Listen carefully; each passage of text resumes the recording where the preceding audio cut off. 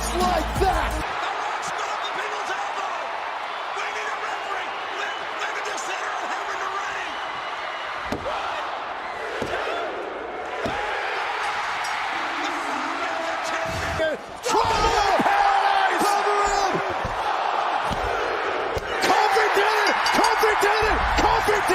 Kofi is champion! In the center of the ring! Now Charlotte's got nowhere to go! Sasha Banks' night! Is it her night? She's champion! Sasha's the champion! Whoa! Backflip escape! Belair! Hoist up Bridge! No! KOD! Center of the ring! Shoulders down! 1, 2, 3! New champion! His muscle! Are we gonna see it? Maybe! Could it be over? Leg up! Will we have a new champion? We do! Oh my gosh! Here is your winner and the new WWE champion, Big E! Oh Lord. Jade gonna climb? No! Jaded! God! Avalanche Jaded! 1, 2, 3! Then when it was time to be over, it was over. The winner of this match and first ever TBS champion, Jade Cargill.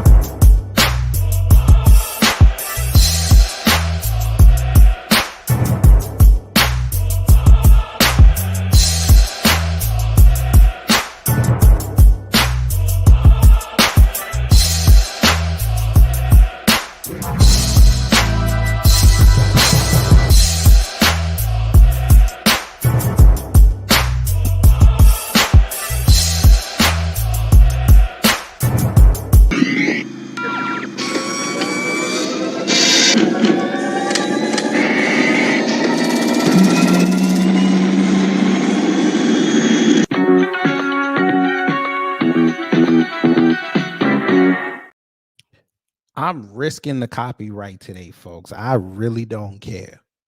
WWE, you can go get my video. I'll just trim it out later and put it up as a separate. But we got to talk about this, family. Y'all see what's on the screen? That's right. This is a collection of Black wrestlers, because I just realized today that I didn't do anything positive for Black History Month. So I said, today we gonna talk about Black wrestlers. I ain't gonna hold you. We are in the golden age of the Black wrestler. This is a time in history where Black people have not been spotlighted as frequently and as successfully as we have been since ever. And it's going on now, I want to say 30 years now. 30 years. There were times where we would never see one of us in a prominent position in a wrestling capacity. They always wanted us to job out. They always wanted us to be the fun act. Not that there's anything wrong with that, but come on now. We can get down. The black wrestlers, they went through and paid their dues. Yes, they did.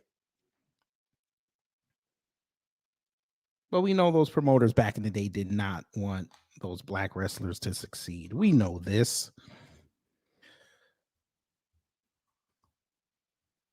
But through hard work and the fans wanting it, we finally got to the card, the upper echelon. And we done well. As you see on the screen, many of these people have not only won championships, they've won the big belts. You know, those big belts that they said is always reserved for the Latinos and the white people. Now, these on the screen are just a lot of wrestlers that I like, but we have plenty more. There's plenty more. I couldn't fit everybody on the screen. But yes, we're gonna look at some videos today, family. I'll risk the copyright on this. I don't care. We have to pay excellence to what you see on the screen. So let's get into it. Shout out to brother Torian Rain. You said Jay Cargill's your pick for Storm. A Jamaican playing a Kenyan, well, a half Kenyan, half FBA. That would be, hey, that would be great. That would be great. But yes, folks, we have to give them their props. But let's start here. Now, we have to give Ron Simmons his flowers forever and ever, because without him, we would not be in this golden age of the black wrestler. Without WCW taking a chance at him and saying, you go beat Vader down the middle clean and win the title, there might not be The Rock. There might not be Bobby Lashley. There might not be Kofi Kingston. There might not be Jay Cargill. There might not be Big E, The Rock, Moose down in TNA, Impact Wrestling. That's what they call it now. No Sasha Banks. We have to give that man his flowers. And when you do the Mount Rushmore of black wrestlers, I don't care. He has a spot already picked. He's number one. Y'all can fight me on that. I don't care. I will die on that hill all day, every day, point blank, period. Computer robots, hello. You give that man his flowers. Where is his picture? Got to put this man up there. Where is it? Oh, damn. Okay, that ain't going to work. Yes, give Ron Simmons his flowers. You know what? We'll just put it back on the screen. Give that man right here, Farouk of the Nation of Domination, a.k.a. Ron Simmons. You get that man his flowers. He is the first spot on the Black Rushmore of black wrestlers. And our Mount Rushmore has afros, dreadlocks, bald head, and beautiful hair.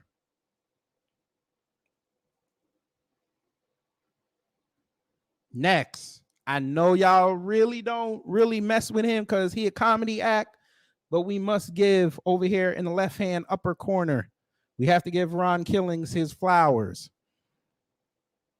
That man. We finna do it like this. That man won a title that was thought to be unattainable for the black man. That's right, I said it. We know how the NWA got down back in the day if you're a wrestling fan.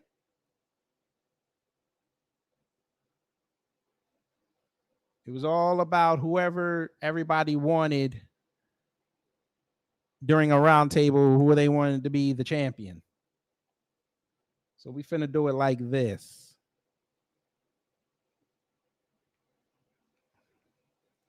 We're gonna watch his title win. This is what happens when you leave WWE and go on to bigger and better things. No, that's too. No. Damn it. I don't care. I'm going to risk the copyright today. We must talk about this. We're just going to skip all the crap. Now, he beat Ken Shamrock for this title.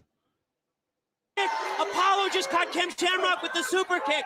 And now Steve-O's going to roll him back into the ring. Steve-O is trying to get order out here. Giving them all out. Get some. That's it. Everybody up the ramp. That's it. Let's get the action back into the ring. Ricky Steve-O chasing these individuals to the back. That's great. It's back down to the two men in this match. Kind of a variation of a diamond cutter there by the Truth. It is. Diamond cutter there by the Truth. It is. He caught him with a two. And there you go. The winner of the match. And new NWA Heavyweight Champion of the World, Ron the Truth Healy. the move that he calls the truth or consequences. He dropped Ken Shamrock down, and he did it. Look at that picture right there. The first African-American NWA champion. Get that man his flowers. Now, he ain't going to be on the Mount Rushmore, but we got to get that man his flowers. He broke a barrier. Corey George, hello.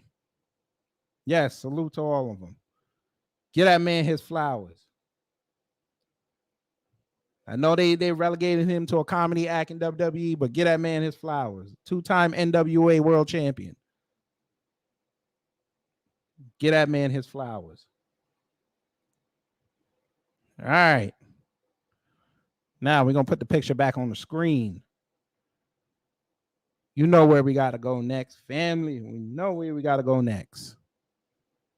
Now, if you saw the opening, I put in Brother Booker T.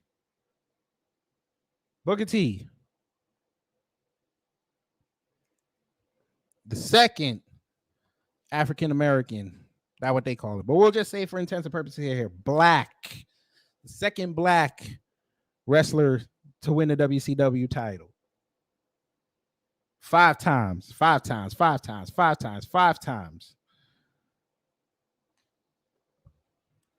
Get that man his flowers. His background. What he had to persevere through to become champion. You have to give that man his flowers.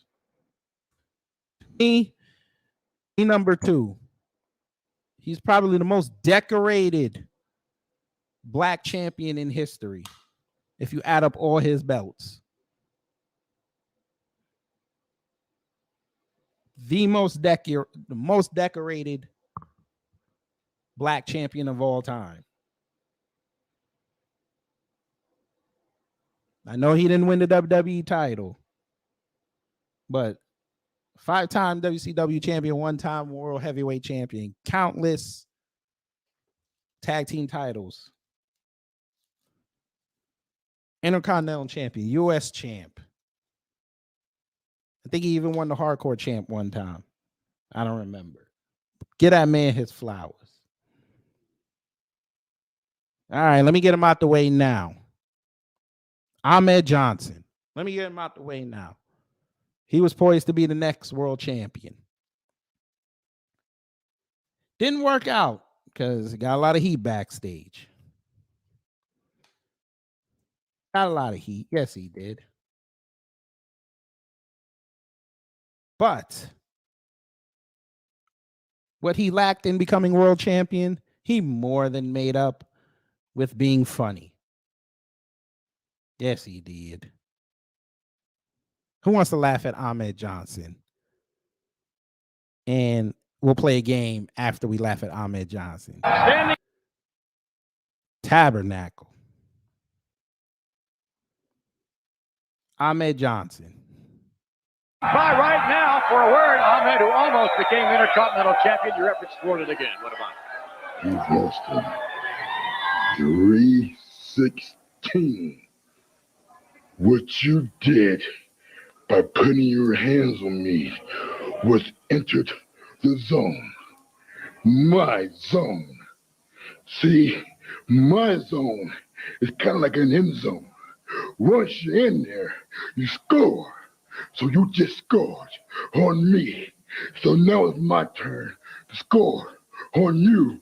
So Monday night, look out, because I'm coming to get you!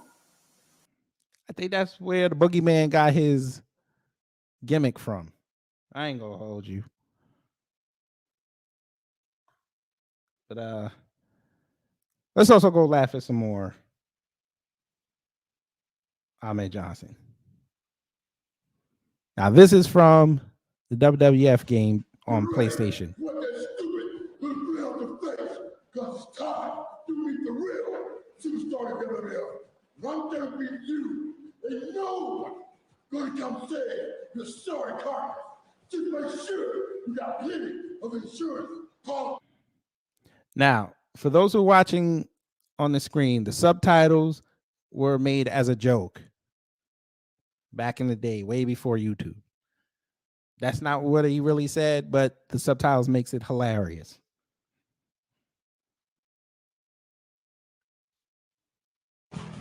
Listen up, punk. That little ass body of yours can't possibly deal with the ass whipping I'm gonna give you in the ring. If you want to step up to play team, bring it on.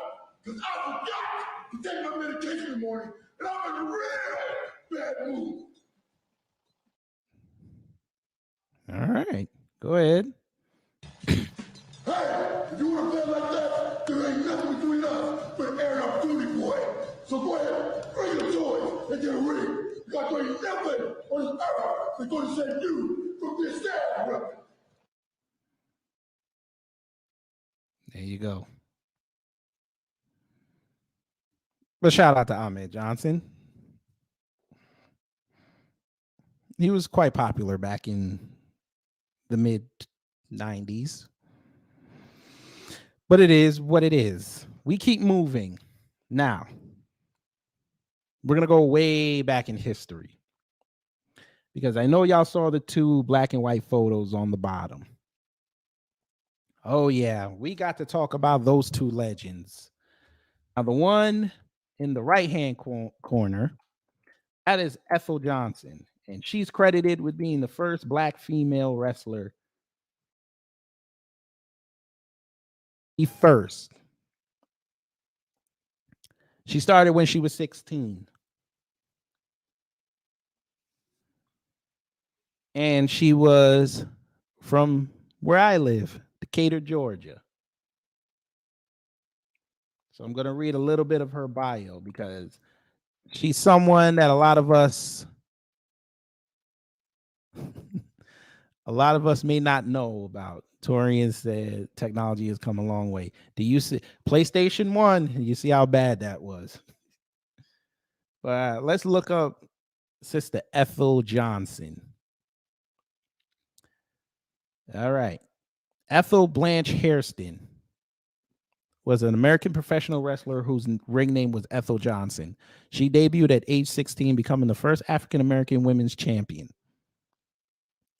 She was a fan favorite, billed as the biggest attraction to hit girl wrestling since girl wrestling began.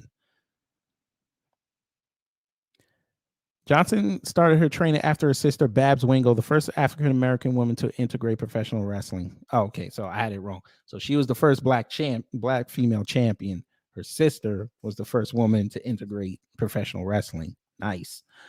In the 1950s, signing with the promoter Billy Wolf. Their younger sister, Marva Scott, would later join professional wrestling as well. In 1952, Johnson, along with her sisters, worked 3 matches, including a tag match and the main event at Baltimore, Maryland.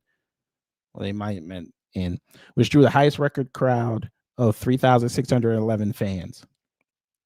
By 1954, Johnson and Wingo received top billing alongside Gorgeous George after drawing 9,000 fans in the Municipal Auditorium in Kansas City, Missouri. While touring Latin America, Johnson worked under the name Rita Valdez. You see how they couldn't even let her use her real name leaving the country. Ain't that something? Johnson was known for her athleticism, being one of the first female wrestlers to perform a standing dropkick in her matches, as well as including a variation of the flying head scissors. Look at that. She was doing Hurricane Ranas before y'all's Rey Mysterio.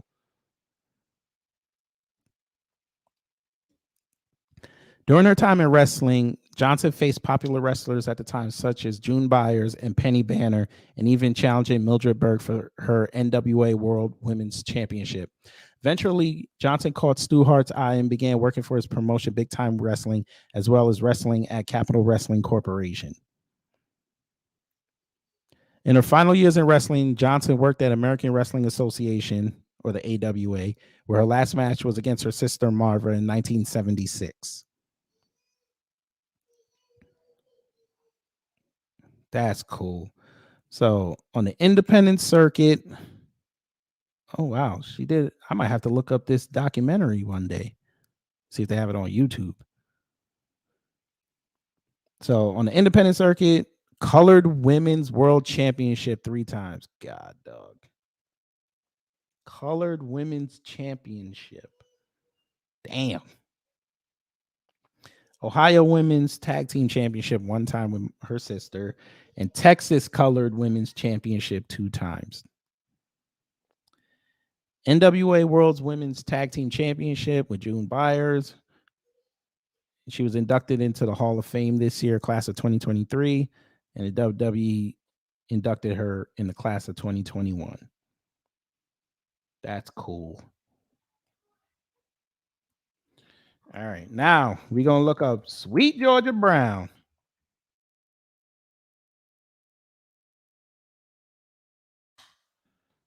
Sweet Georgia Brown. Where is it? The hell? Oh, Wikipedia, you're not finna do this.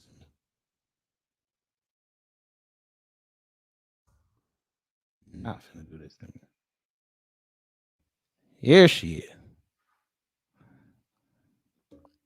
Miss Jackie. Jacqueline Moore.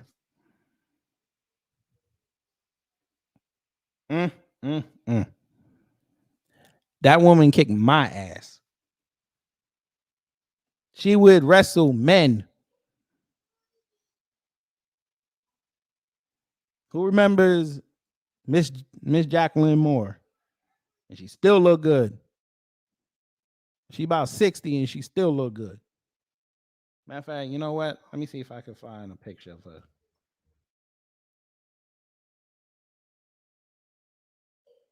Let me see. Wait a minute. I saw that one. Wait a minute.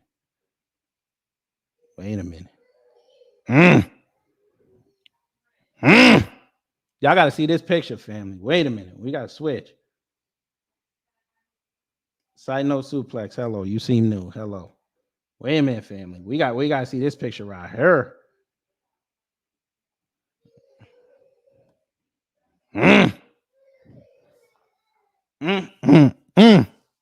Lord have mercy. I'm gonna let y'all. You know what? Give me. You know what? Y'all give me.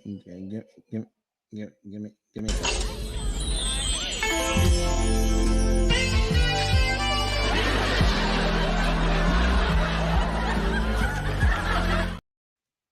I'm sorry. I needed a moment. That is a beautiful black woman right there. I ain't even gonna hold you. Wagner, hello. She's still super tough. She's like the Foxy Brown of wrestling. Lord have mercy. All right. Well, let me see. Maybe she got a recent picture. I want to see what she looked like. Where is it? Oh, she's on Twitter. Nice. I might have to give her a follow. I did not know this. Come on, Twitter. I'm on Twitter.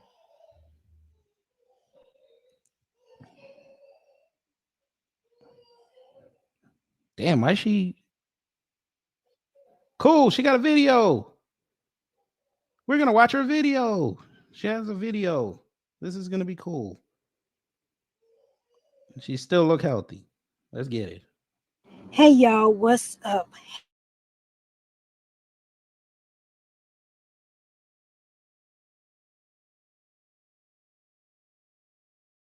Was hard, but I love it and I will be back.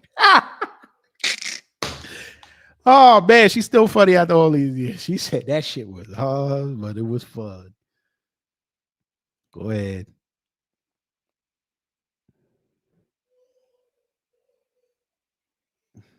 Still getting it in. There she go with Naomi, another of our greats. All right, there's Trish. There goes Sasha. Still look good after all these years. And damn, she's almost 62 and she still look good. Get some. Faith Thomas, hello. As a fan of wrestling in general, I'm so happy you're doing this show, Kid Gravity. Still get made fun of because I'm a black woman who's into the WWE. Hey, listen, we grew up with it. Thank God we grew up in the Attitude Era. We had a lot of justification for it. But I don't care. I still watch it to this day. I'm actually ready for Revolution this weekend.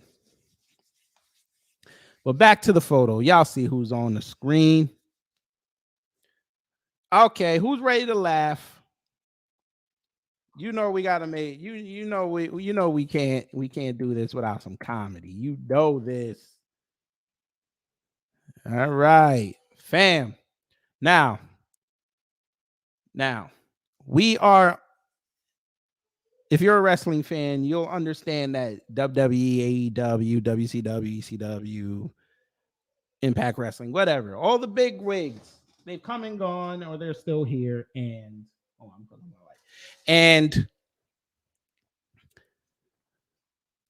those are the games in town. But we also understand that the independent circuit is also where it is. Somali against Pan-Africanism. Hello, Alicia Fox was fine as fuck. I did find her fine as hell until I found out she smokes, and that's a big turnoff for me. So her value went down. Her number for me on the scale of 1 to 10 went down. And I don't like smoking. But the independents, that's where they find the wrestlers to go to the big time. But also in the independents, you can find some great talent. And you also might find viral clips. Oh, yes. Tabernacle. We found ourselves a viral clip. Who remembers this? The homie, Human Tornado. Now, he's semi-retired, according to his Wikipedia page. But we have to spotlight him nonetheless, because Human Tornado actually is one of the main reasons why I really got into the independent wrestling scene. Let's see what he did when he was confronted by Latinos and a black guy. You can't hurt his nuts. Ruckus. Oh, to the nuts again. Come on, Ruckus. Oh, yes, sir. And the bitch slap. Bitch slap. Yes, sir. Balls of steel followed by the bitch slap. Tornado. Irish whip. Yes, crisscrossing. Look out. Crisscrossing. Oh, it's hitting with the beef bounce. Here we go. Get some. Look at Marino. Oh, what a bitch slap on Marino. Get some. Pick him up. I'll risk the copyright today. Get some.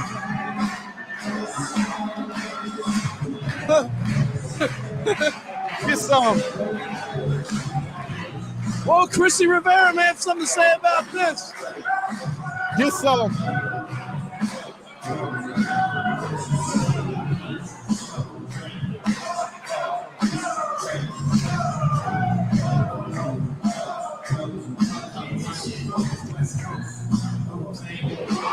Oh! Yeah! Oh!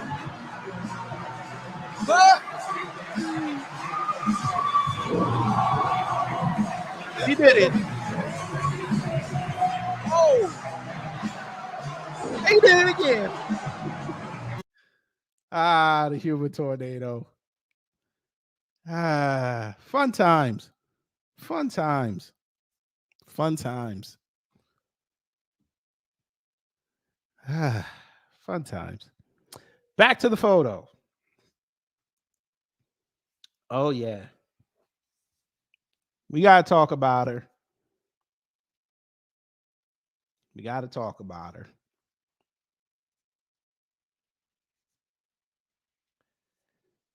Very underrated because she doesn't get enough praise. Got to talk about Jazz. Jazz was over there in ECW, and she was kicking the hell out of men and women. We're going to hear a quick interview with her talking about racism in the WWE.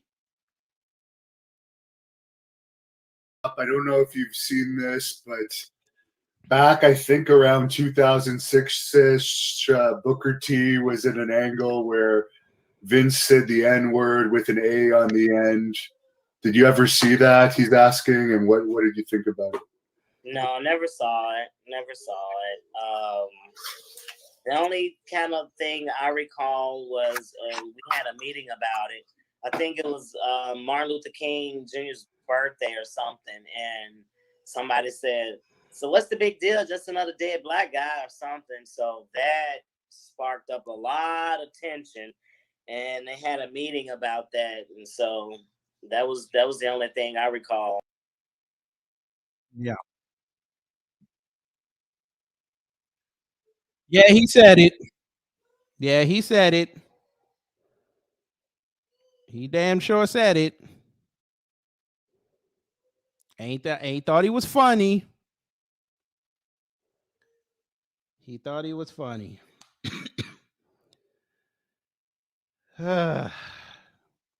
Still pisses me off to this day. Still pisses me off to this day. Yes, sir. She is from Louisiana. Still pisses me off to this day. I might as well just play it.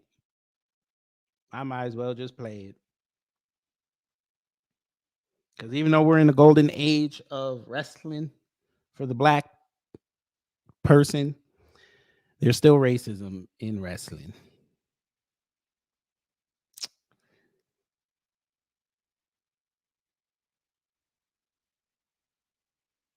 Let's play it. What's up, boss? Yeah. How you doing? Yeah. What's good in the hood? Just holding it down, trying to take care of business. Keep it up. I'm a nigga.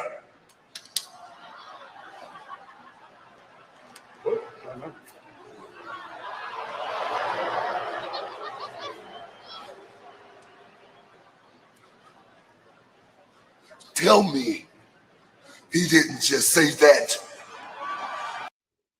Yeah, he said it, Book. I think that was the day Booker T said, "I got to get up out of here." Oh, Vince. Oh, Vince. Oh, Vince. I don't even want to show y'all. Who remembers Do-Rag Vince? We'll do it for the family. Do it for the family.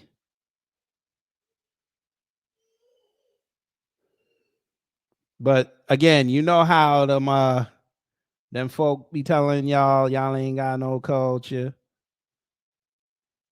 Y'all know how them folk be getting down. They say y'all ain't got no culture.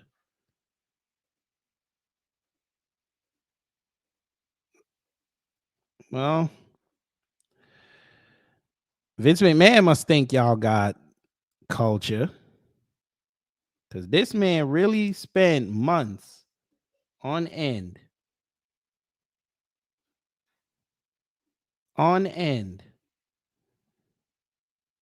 with this on.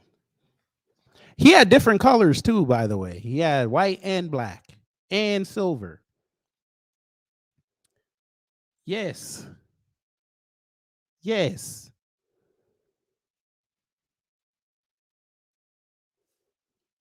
This was a whole storyline with a black wrestler. He wore this while he was ECW champion. He wore this.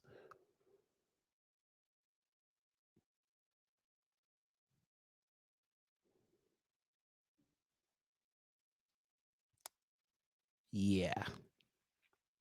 Back to the photo.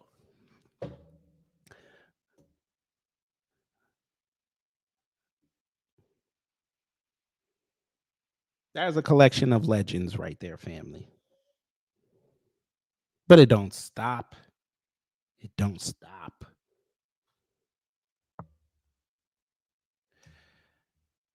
We got to talk about him.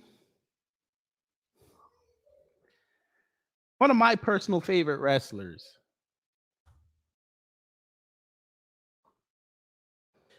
We got to do it for the family. Hey, B1. Yes, here they are. B1. If you ever in life want to piss off white folk, especially on Twitter,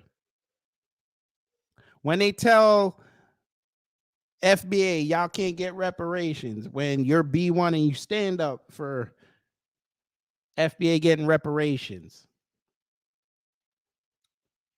I would highly suggest you play this when I'm about to play for them. Just put it on their timeline one time.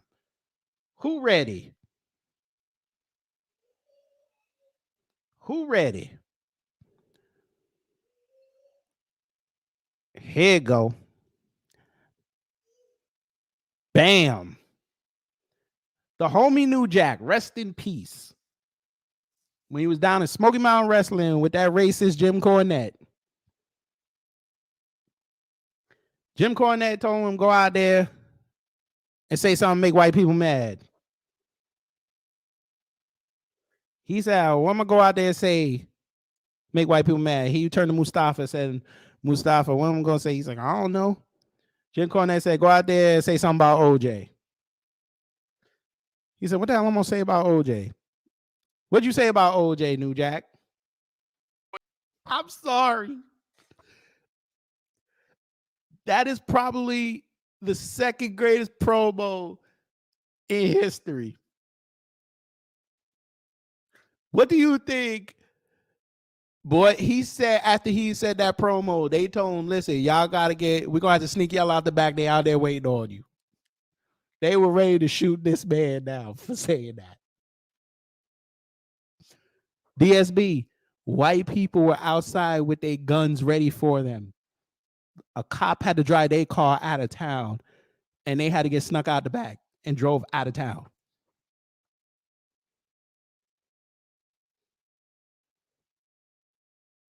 How do you think white people took that when he said it? We have the exclusive, but they needed to put it in black terms. What do you think they said? If you're not careful, I'll give you a look at.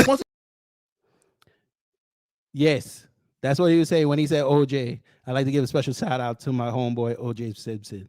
If you're not careful, I'll give you a look at. That's right.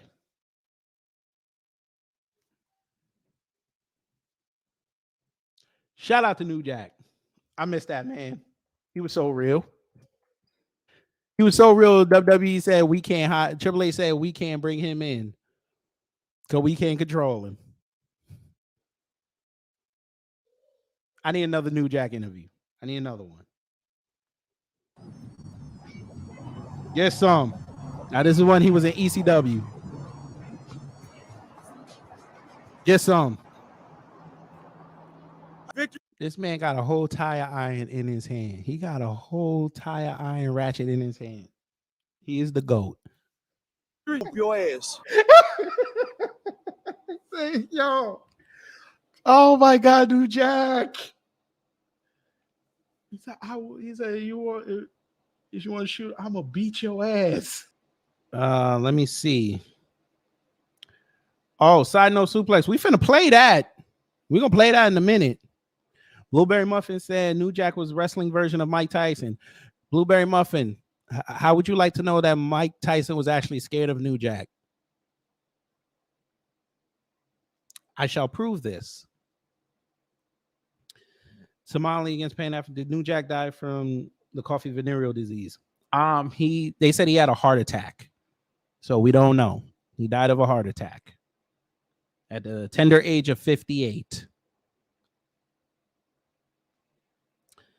But I will.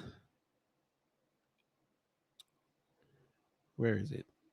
Blueberry muffin. Yes. I will read that article after this promo is over. He just spoke the gospel. Without New Jack and the Gangsters, there's no DX, there's no Nation. There's no NWO. I don't care. Eric Bischoff can tell you what he want to tell you. If New Jack and the Gangsters did not get over in Smoky Mountain, there is no resurgence of Hulk Hogan's career.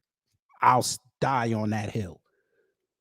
So all you white wrestling fans, y'all can come at me for that. Rest in peace, brother. But for side note suplex and everybody in the room, hold on to your nuts. This is not for the squeamish.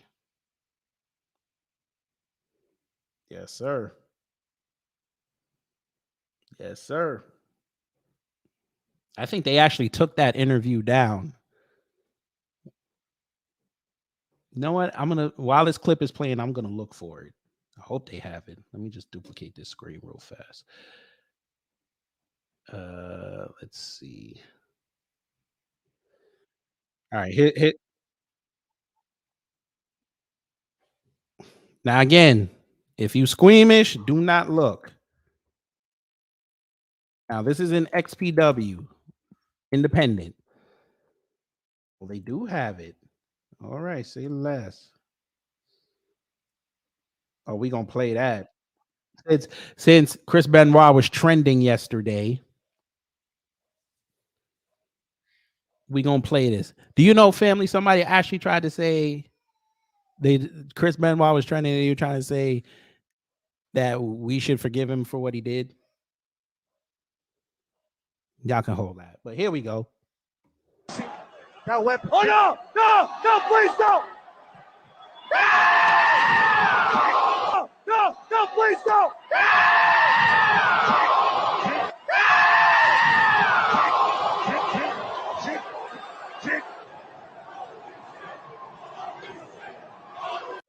Backstory, folks.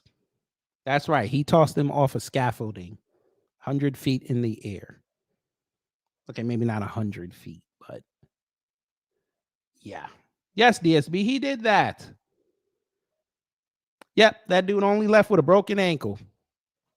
New Jack said he was trying to throw him to the floor because, for context, they were at Living Dangerously 2000 in ECW, and they were going to do a spot off the balcony where they were going to go through two tables, and Vic Grimes said he ain't want to do it. And New Jack is like, we already up here. You're going to go down. So when New Jack pulled him, Vic kind of held his weight back. So they landed awkwardly. Jack hit the floor. Vic's whole butt hit New Jack in the head. Like fell on his head. New Jack lost sight in his right eye. He had brain fluid coming out of his nose, fractured skull, multiple injuries.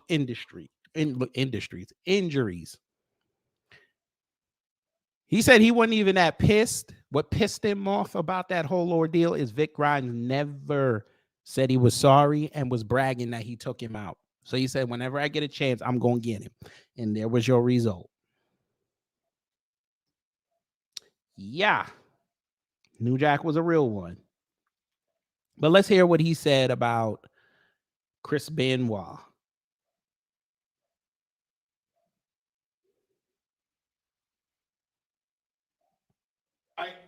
She was a friend of mine. I worked with Why don't you just pack your fucking bags? You go kill your fucking self. How come you want to kill? No. That was too easy. That was too easy. Cause see, I done had some bitches in my day that I wanted to choke the fucking shit out of, and eventually I ended up leaving the motherfuckers to keep from being on some bullshit like that. Honky. We don't know. Y'all know. We don't know. I ain't got nothing but respect for you. Let me tell you something. We don't know what button she pushed. Nancy was a goddamn friend of mine. All right? She was a friend of mine, and I worked with her and Chris at the same time. She was more of a friend of mine than that motherfucker was. And I don't give a fuck what she did. I don't give a fuck what she said. She didn't what he did to her didn't justify. I don't give a fuck what it was. If she was off into some S&M shit, trust me, it didn't just start that motherfucking night and it ended that motherfucking night. That motherfucking Chris was off onto some mental shit all by himself. Fuck steroids, because somebody in this room done steroids before. Oh, I did and not just me. And you know what? I ain't been convicted of choking no hoe and killing her and killing a fucking kid. No, the kid didn't deserve to get killed, and she didn't deserve to get killed either. Because first of all, you look at him. If the bitch mouth is that big and you can't take it, then bitch, go on, get the fuck on. If you got to smack the bitch upside the head, smack the bitch upside the head and go on, get the fuck on. But it took a motherfucking straight 100% uncut fucking coward to do what that motherfucking did. And his motherfuckers just keep coming out to this day talking about what kind of a guy he was. He was a good guy. My dick. When you choke a kid life out his motherfucking body and this kid got your posters up on his wall and then got your action figures up in your belt, and then your wife is dependent on you to take care of them and provide for them, even though she might have a big ass motherfucking mouth, it ain't a motherfucking thing that can justify you choking the life out that bitch and then shooting your kid up with motherfucking Xanax and killing him too. I don't give a fuck. And till death do us apart ain't nothing but some shit that somebody motherfucking wrote in a goddamn book on a motherfucking piece of paper. If you can't take what the bitch is doing, if a smack don't goddamn do it, then leave that motherfucking bitch. And then his daddy comes on TV and tries to justify by saying, oh, he did the ECW and that wasn't nothing. 10 tapes of Chris get hit upside the head. I'll show you 10 tapes of Chris putting his motherfucking hand in the way and his hand taking a shot. That motherfucker didn't never get no fucking chair shot to his fucking head crack. God damn it. He didn't never get hurt to that motherfucking level. I cracked my motherfucking skull and had shit coming out my nose, my ears, and my fucking mouth. Didn't know who I was for goddamn 4 or 5 months. And it ain't none of my kids are still living to this motherfucking day. So you know what? The day that he killed both of them, all the goddamn credit to him good goes out the motherfucking window. Chris Benoit, I hope your motherfucking ass, if there is a heaven or a hell, I hope you go to hell and catch the fuck on fire for eternity, motherfucker, because it ain't a motherfucking thing. And for all the motherfuckers trying to cover up for you and justify for you, fuck you and fuck them too. And for motherfuckers with Vince, like Vince, that done tried to make excuses for you, fuck that motherfucker too. I'm sorry. I done seen the shit as a kid growing up with my mama and my fucking daddy, and fuck that bullshit. I don't give a fuck. I don't give a fuck. That Nancy did not deserve to get the life choked out of her because you was on some old psychotic shit. I don't give a fuck what nobody say. And for all you handpicked motherfuckers that Vince put on them fucking talk shows and goddamn put Benoit over, I hope your kids born fucking retarded because the shit didn't make no sense. From John Cena on down to everybody else talking about he was a good guy. From fucking the $1 Million Man dude talking about he was a good guy. Motherfucker, when you killed your fucking 7-year-old son, and when you choked the life out your fucking wife, it ain't a motherfucking thing good should have came out nobody's mouth about your punk ass, and I hope the maggots eat your motherfucking ass slow, you cocksucking motherfucker. And just like everybody else knew, the shit that Vince did, you still got away with it because it was a big thing in the news at one time, and all of a sudden it died down and it's WWE back to fucking normal. And it's the same thing. You got away again with fucking murder. And Vince McMahon, you and the motherfuckers that work with you, all of you got blood on your hands because all of you motherfuckers is crooked and you just keep getting away with fucking murder.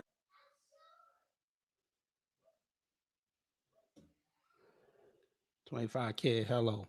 Don't none of y'all never say that man was never real. But again, we know Mike Tyson. He dabbled in the WWE, credited with bringing a resurgence back to the product with his WrestleMania 14 build with Austin and Shawn Michaels.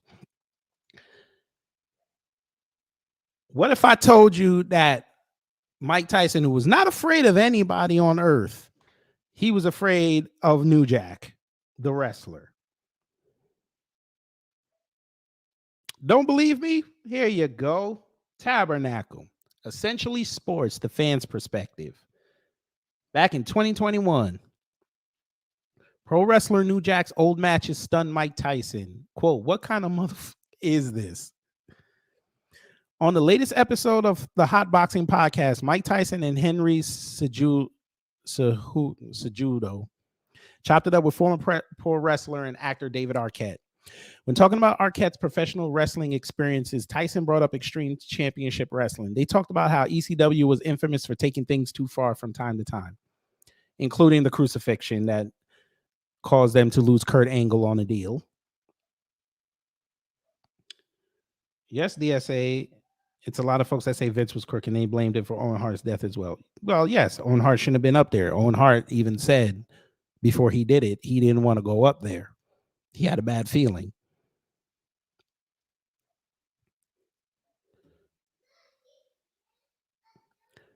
Mike Tyson then talked about pro wrestler New Jack, who sadly passed away in May 2021 because of a heart attack.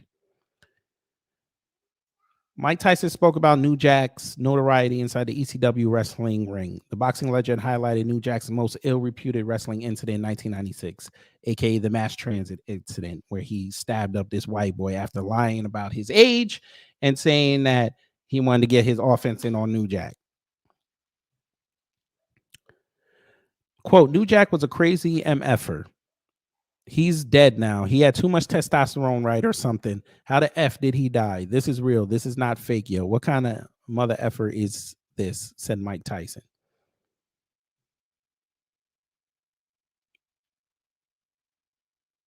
While even Mike Tyson is infamous for some of his own acts inside the boxing ring, New Jack often took his notoriety and his brute methods to an extreme level.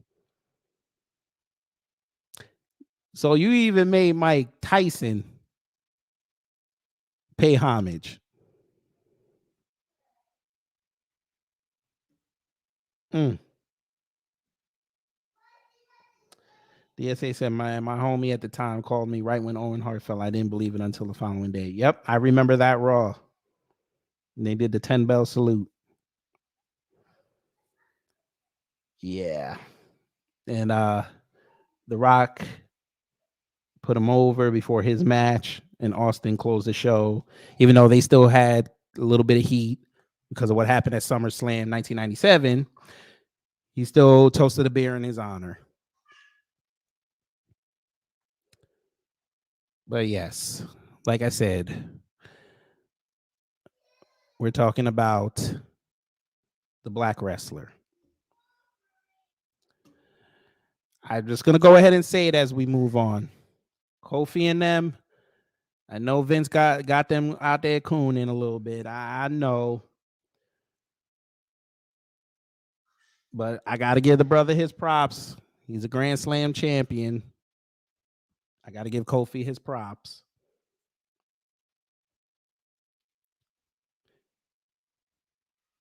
I got to give Big E his props. I know they're not FBA, Xavier Woods is. I understand that, but got to give him their props. We got to give the brother MVP his props. He went down the same road as Booker T.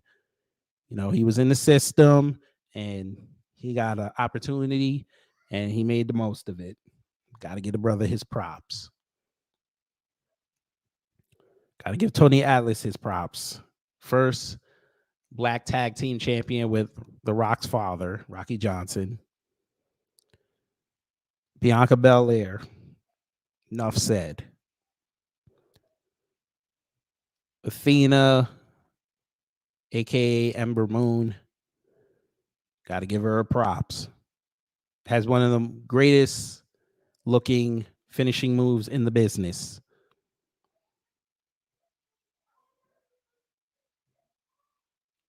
Yes, Harlem Heat are legends. Greatest black tag team ever.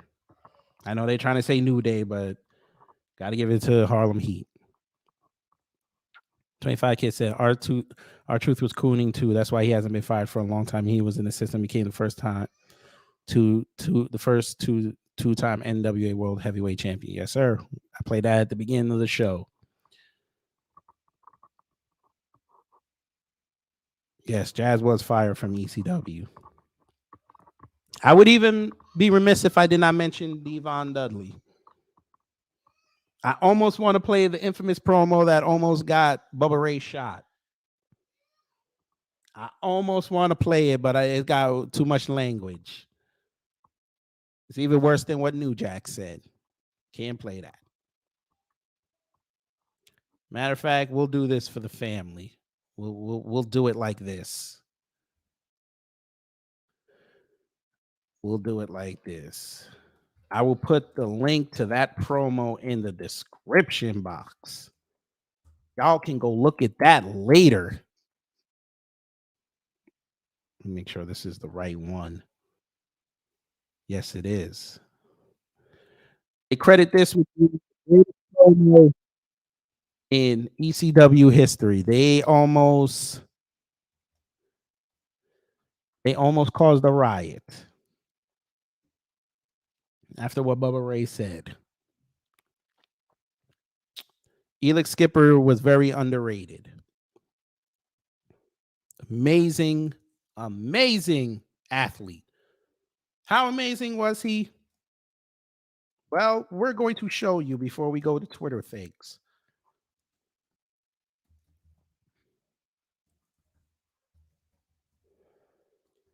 Because this is still, to me, the greatest spot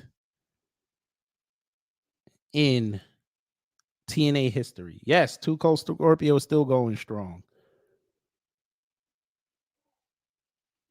Two Cold Scorpio was too real.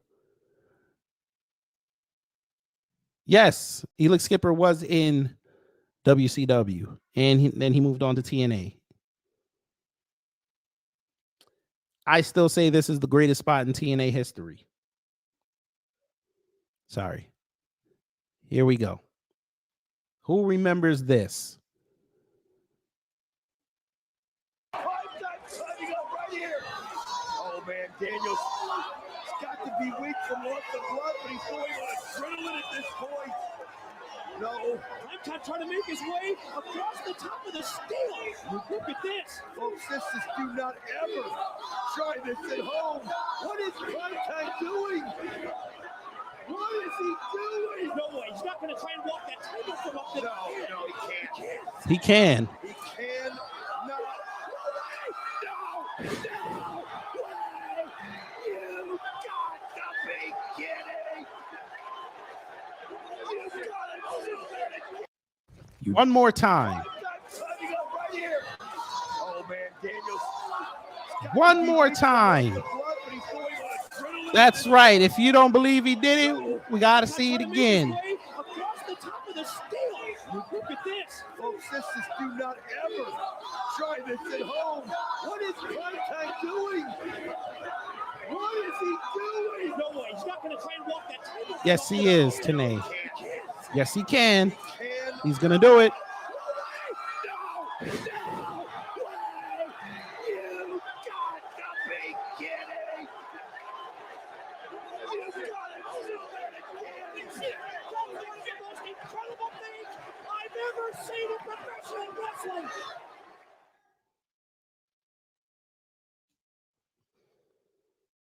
Primetime Elix Skipper.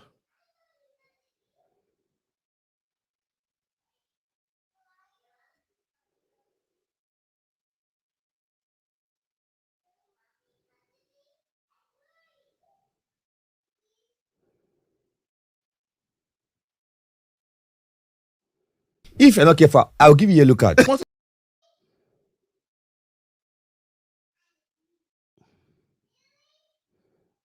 Yes. When I saw that on TV, I swear to God, I jumped off the bed.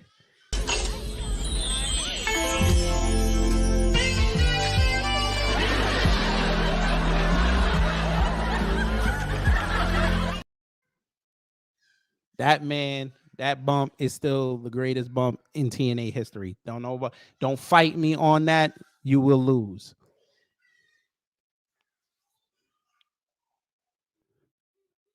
But that was fun. We must lionize our greats. Shout out to them. Not this. Them. Not him. Them. Not Vince McMahon in a do-rag. Them. And there's plenty more, but I can only fit these on the screen. But y'all know what time it is. It's time to go to Twitter things.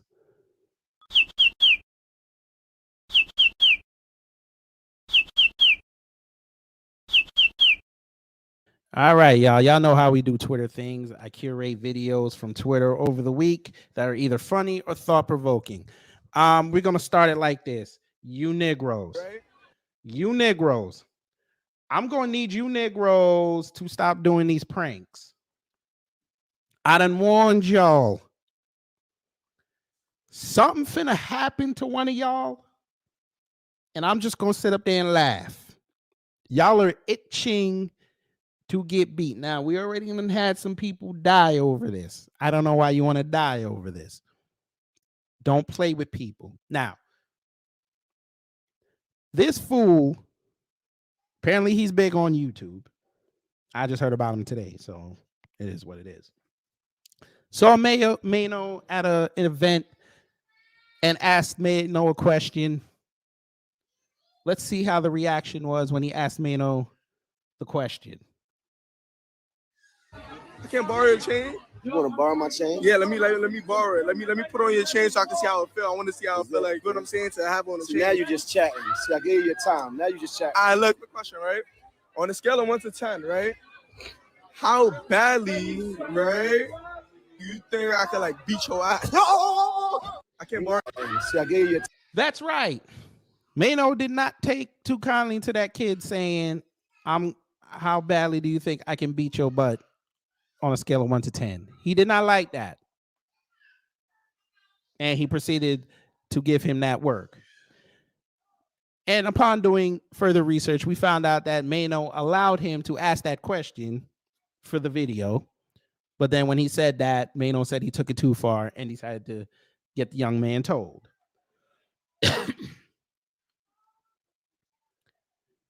And we have the video. It's not just with the video. Don't play with it.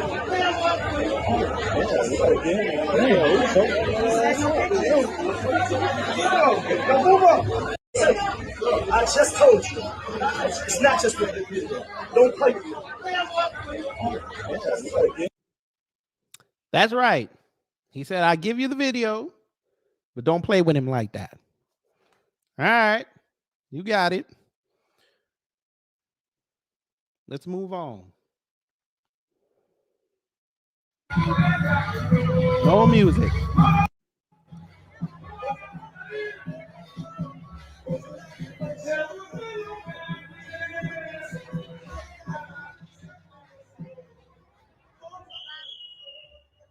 I don't know what that is, but y'all can tell me what that is.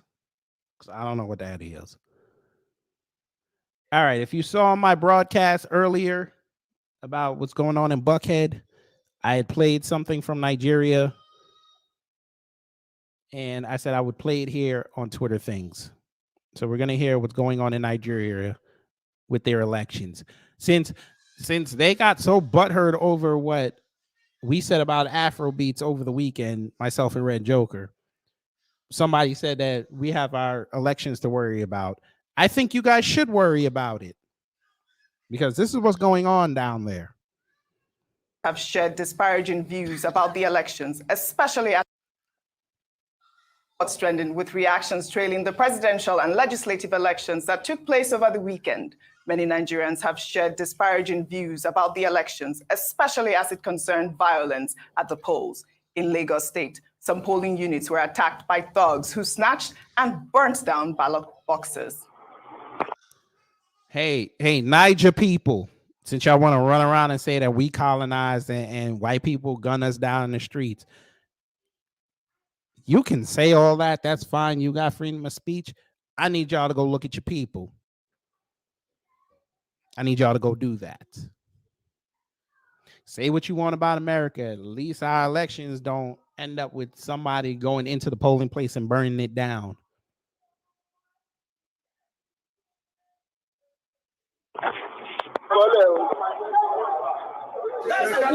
They even had the Pan-African colors there. Y'all saw it, family. Look at them Pan-African colors. You Pan-Africans can't talk to us. We are live here now. They just carry all our police units here. They carried everything and we left here. Everything. We are here. They smashed it. When Aguda, local government, Aguda, Atakiele, they carried it. Atakiele. They don't carry everything. Atakiele, we Atakiele. They carried everything right now. Everything. They carried everything and went out. They came with Korokwe and this.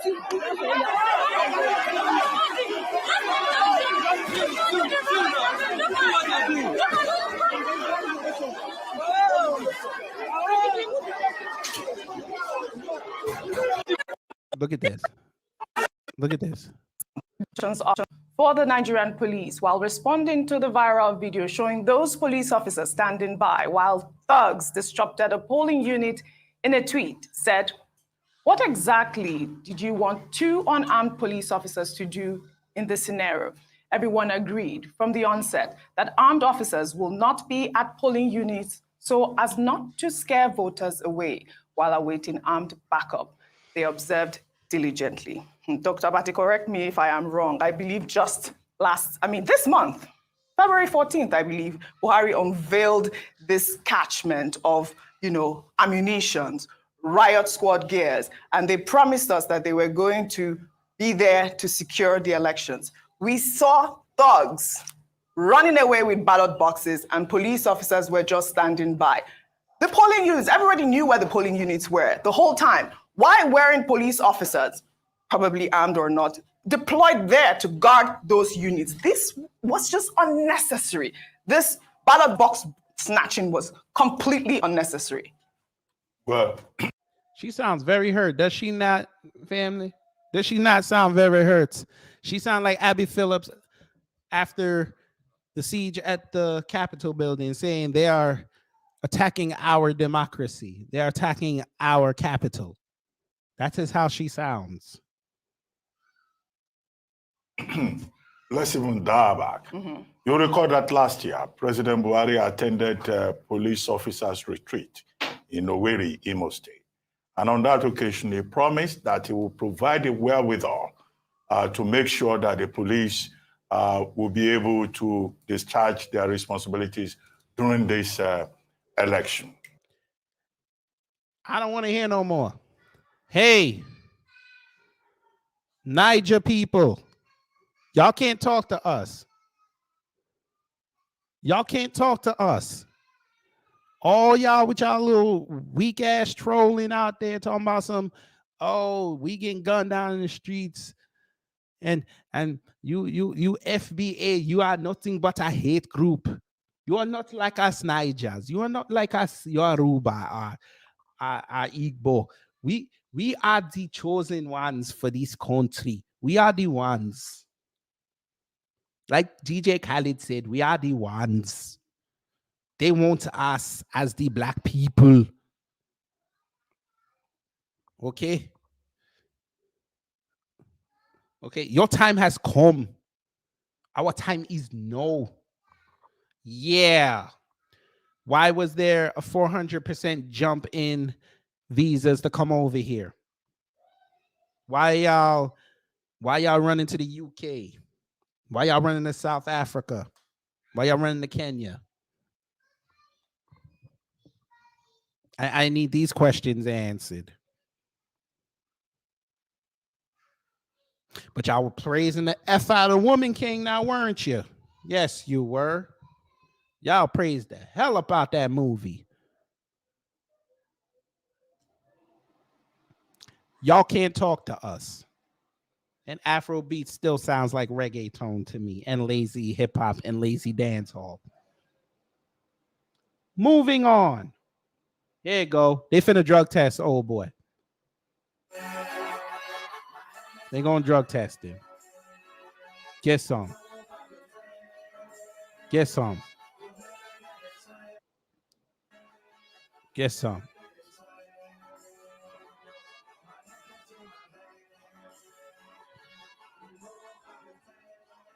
Get some.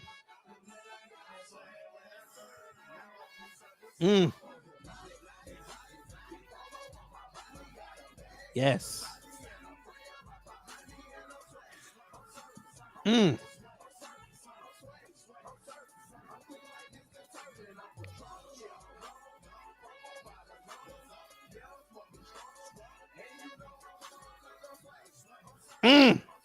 Hit the landing too. So please, you know they finna drug test him. Like they talk about DJ Metcalf after he went viral for that football catch. That one-handed football catch. Talking about next day he gets a message saying he has to go in for a drug test. Placed number 1 in the country. Shout out to that young man. God is a black man's right. They're going to change the rules of competition in gymnastics as they always do when black people overachieve. Get some. What did you say? Be great with your lavender. Go. You're going to be great with your lavender. Go. With your lavender. Go and be great with your lavender. Who wants to see the Ultimate Warrior being the Ultimate Warrior? For. That's right. I know what the gimmick's for, but I mean, what's it for? In 3, 2. I understand that there comes times in everyone's life when they may regret certain things. That they should. This. Yeah. I don't know what the to say. I didn't say nothing to the goddamn kid. Go ahead. Well, no, you don't, because I'm making a videotape to some kid. It's a work. Apology. It's a work. That's all it is. It's a work. We're working here. That's it. I'm working here. There's 2 matches left. I'm working here making an apology for something I didn't do. This guy's really whatever I should have, whatever it's supposed to have said to the guy. I wish I had said to the guy. Me too. 3, 2. There shall never come a time that any one of the WWF again that I shall take revenge upon that person and vanquish them from this universe and sue me. No one that walks within the World Wrestling Federation shall ever, never offend you without answering to the power of the Ultimate Warrior. That was excellent. Thank you. Yes, he did. He's been gone for almost a decade now. But shout out to the Ultimate Warrior. That's my second favorite wrestler of all time. The first one I was ever introduced to. I played this early on the other show, but we're going to play it again, family. Stacey ran to Nigeria. I told you. Remember when I told y'all when she lost the election, she finna reinvent herself? This is step 1. Get some. What are you seeing thus far at the different polling stations you have visited here in Abuja? I would say that despite a slow start with the BVAS, we have seen orderly lines, we have seen long lines signaling strong enthusiasm, but we've also seen a great deal of cooperation and a very peaceful conversation among voters. They want to be heard and they are willing to stand in line and have patience because they know that's their path to progress. It's interesting you say that, because one of the things that I have observed the past few days, this huge contingent of youth voters that many believe will really play a significant role in this election. And the people that we've been speaking with have said they believe there will be high turnout today. You, of course, are well known in the United States for your activism, for being a political figure, an author, somebody who has done so much to try to expand voting rights. From the conversations that you have had, especially with youthful voters here in Nigeria, what is the takeaway? Well, I've had a chance to speak with Yaga and with a number of youth voters across the state. And what they've said almost uniformly is they want to be heard. They believe progress is possible. They believe that more is possible. Yep. Couldn't make it over here in Atlanta, so she went over there to Abuja. Yes, she did. She looked like a whole UN peacekeeper with that outfit on. She put the natural all up in the braids. Go ahead, Stacy. Do your thing. Get some. Get some. Get some. Now, look at this pregnant woman going in. And then she gave birth. That's nice. Fam, when I tell you, people were in the comment section of this video thinking that the brother said that he was making a joke about pregnant women, or he was going in on pregnant women. They missed the whole point.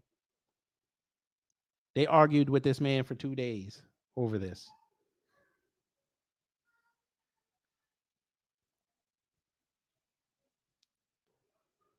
It is what it is. And pay child support for a child that DNA tests prove isn't his, a child he doesn't even know. I haven't even had a chance to really speak to him, except for one time when we took the DNA test. Nonetheless, right now, under the law, he's a deadbeat dad. Today, he turned himself in to the judge as ordered. Scared because I've been before this judge before. But this time he had attorney Terica Harris, who volunteered to help after seeing his story on 7 Action News.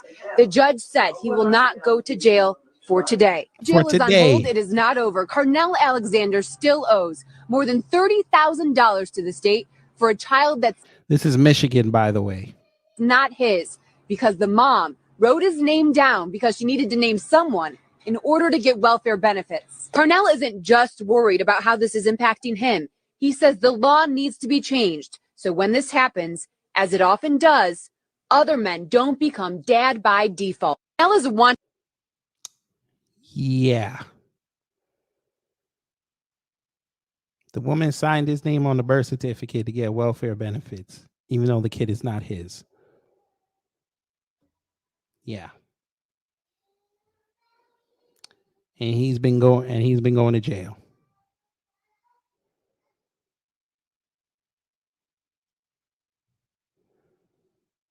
Yeah. Here you go. Do not take the Lord's name in vain. Fuck the fucking God. Fuck God. Fuck God. There is no fucking God. Oh, such language. You can't even fucking speak Trump is English. president. There is no goddamn God. Because God will not allow a fucking piece of shit and fucking rapists like that to be goddamn president. A fucking racist. You are the racist. You are the I'm racist. racist. I'm so Yes. racist. I'm sorry. No, I'm not. Because you guys ruin my business. If you guys want. Mm-hmm. Over a hat.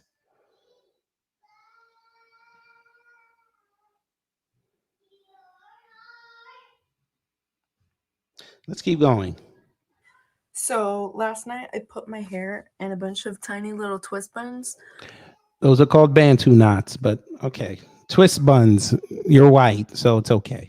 You probably can't pronounce Bantu. It's okay. Hoping to have tiny curls today. And I sprayed them down with. So last night I put my hair in a bunch of tiny little twist buns. Hoping to have tiny curls today. And I sprayed them down with water and everything as I was combing them. And so we're going to take those out today and see how they turned out.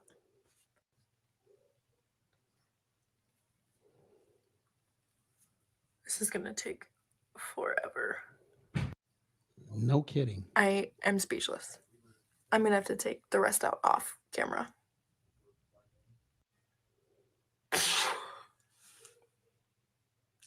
This just ruined any desire to ever want to perm my short hair.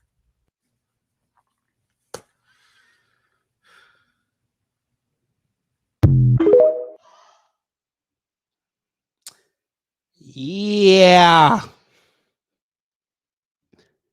Yeah. That happened. I'm curious to what they said in the comment thread. Damn.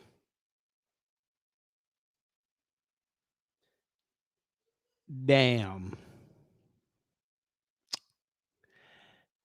The ancestors said, yeah.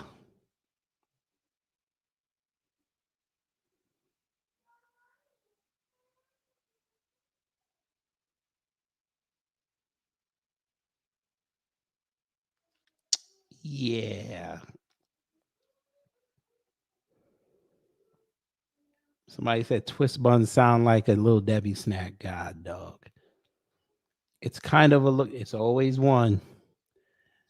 There's always one. It's kind of a look, though. There's always one.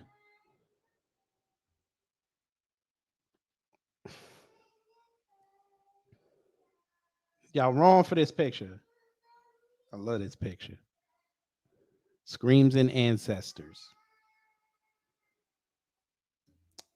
Shout out to you.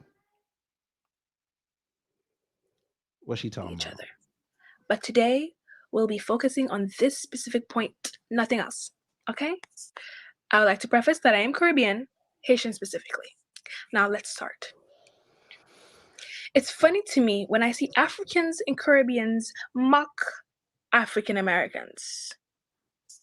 I laugh even more because while insulting African Americans, they're using AAVE, African American Vernacular English.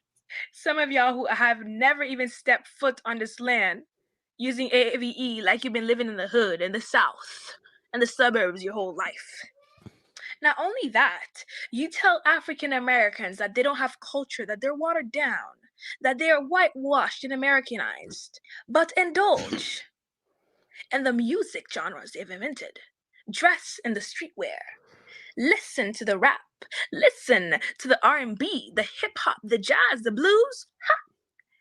Mocking the people but indulging in the shit that they invented sounds familiar, like what them folks do. Now, Caribbean to Caribbean, did y'all forget y'all's was fucking stolen too?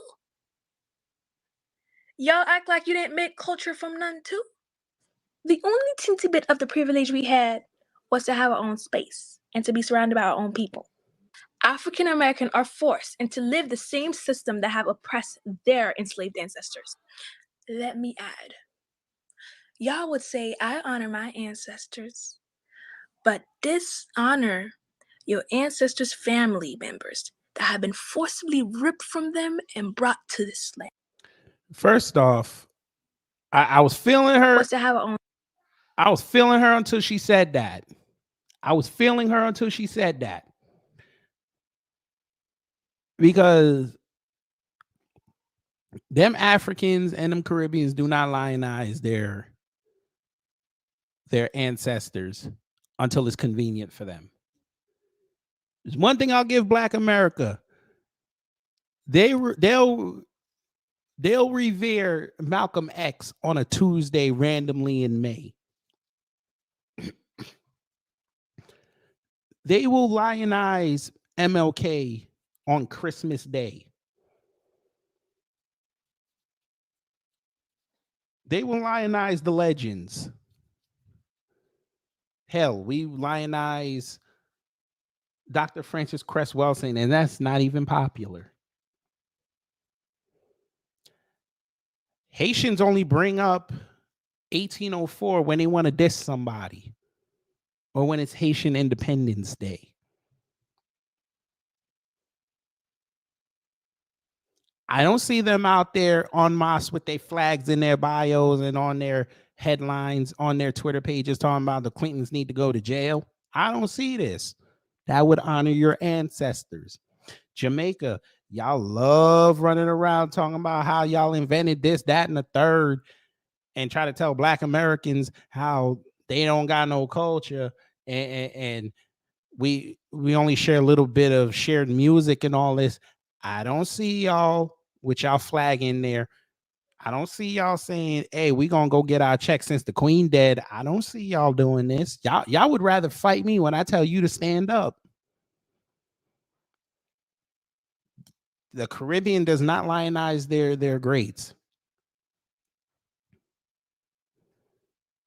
Hell, them Nigerians over there talking during the elections, talking about they're singing gospel hymns, waiting for goddamn the opportunity to vote. Yeah, nah, I ain't feeling her on that part, but everything else she said up to that point was spot on. But continue, you still got a little bit more. But dishonor your ancestors' family members that have been forcibly ripped from them and brought to this land.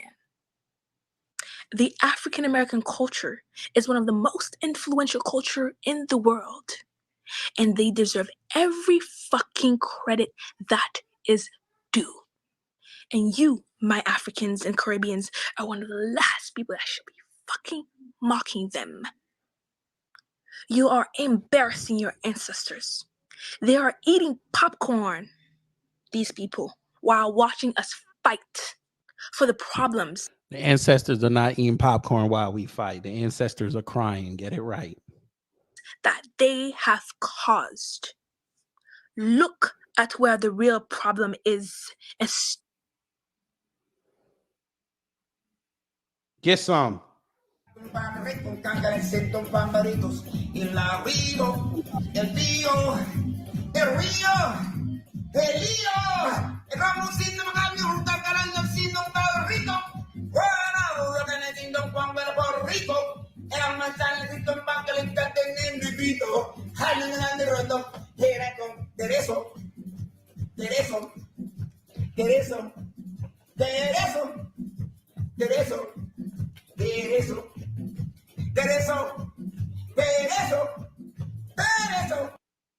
Surprised I ain't seen no Latinos coming outside talking about something. Oh, he being xenophobic, mocking us.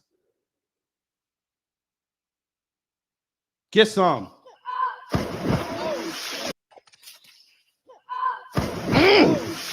And she belly flopped.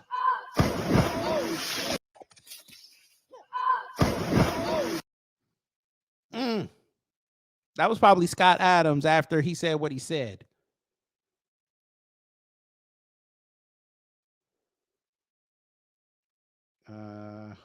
Yes. Leave the monkeys alone. Get some. That's what you get.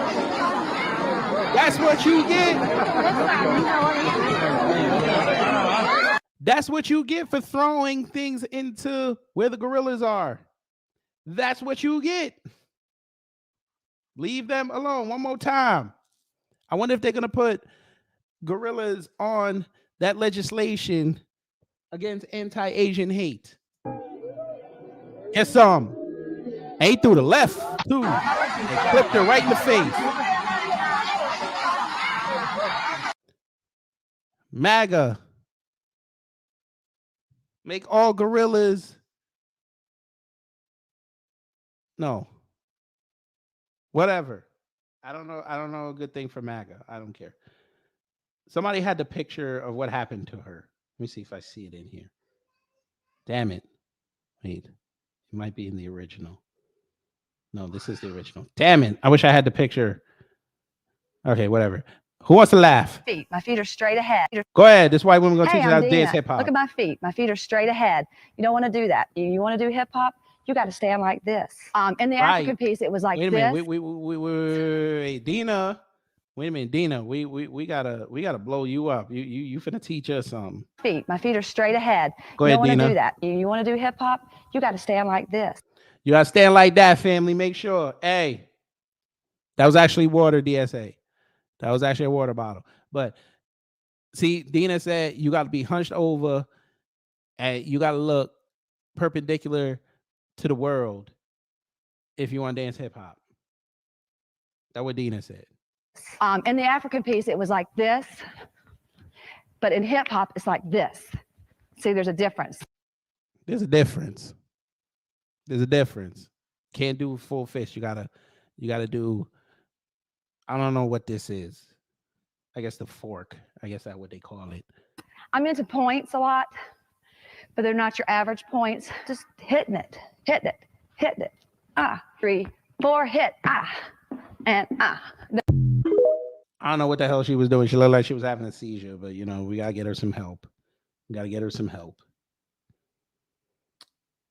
Yes, this happened down in my adopted state. Yes, this happened. A Georgia woman drives SUV into Popeyes over missing biscuits. She caused thousands of dollars in damage over not getting biscuits from Popeyes. Them dry ass biscuits. Them dry ass biscuits.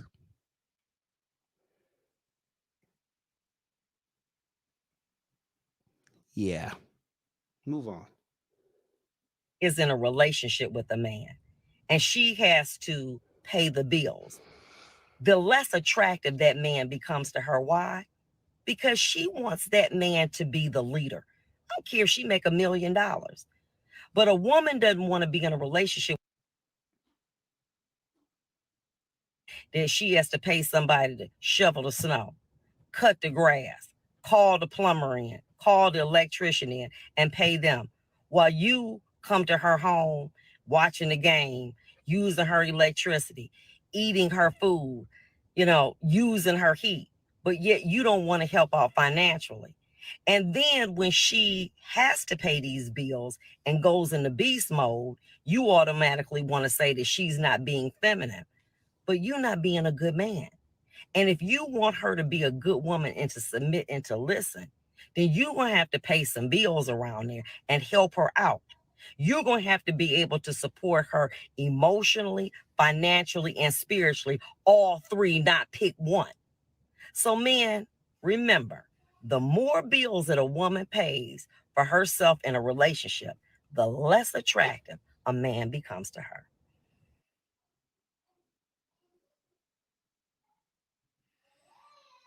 Black Light Revelations. Hello. What y'all think about what she said? Relationship. I ain't paying nobody bills. I don't know what you're talking about. I'll offer to pay a bill if I can, but I ain't paying them bills. What? Paying bills for what? A relationship, not a marriage. A relationship, man. If you, all right. No.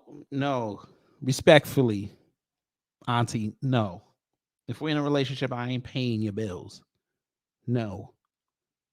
You my wife? Yes. You my fiance? We slowly get into it. DSA is just a gorilla throwing a water bottle at a honorary white supremacist. It's okay. It's okay. It's okay. It's okay. It's okay. I know it was funny. I know it was funny. I get it. We finna play it again.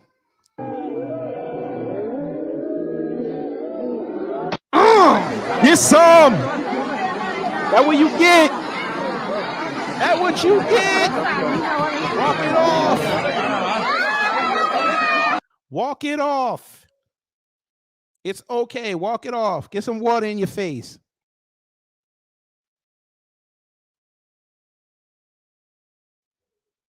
If you're not careful, I'll give you a look at. Let's see what she's talking about. I apologize. This is really difficult to. So backstory on this. A reporter was covering a story of a 9-year-old and her mother getting gunned down at a mall, I believe, in Orlando, I want to say. I think it was Orlando. And the news reporter went to cover it and didn't realize the gunman was still around, and the gunman took the reporter out and shot the crew. So the little girl died and the reporter died. To cover. It is very emotional here at ORMC. I'm not even going to turn the camera because there are people here who knew that reporter, who his fiance and I were just embracing. But I will say this. It is nice to see all the media. We come together in solidarity in this moment. This is every reporter's absolutely worth. I apologize. This is that something like this will occur, and that is what happened here. So again, we are at Orlando Regional Medical Center, where we have learned that one of our own, a fellow reporter, has died while out covering a shooting. There are members of his family here, along with his fiance, who are just incredibly distraught tonight. There are other media people who are kind of corralled together and standing in solidarity tonight as one of our own has just passed. So I'm going to send it back to you guys so I can collect myself and get it together. That's tragic. That's tragic.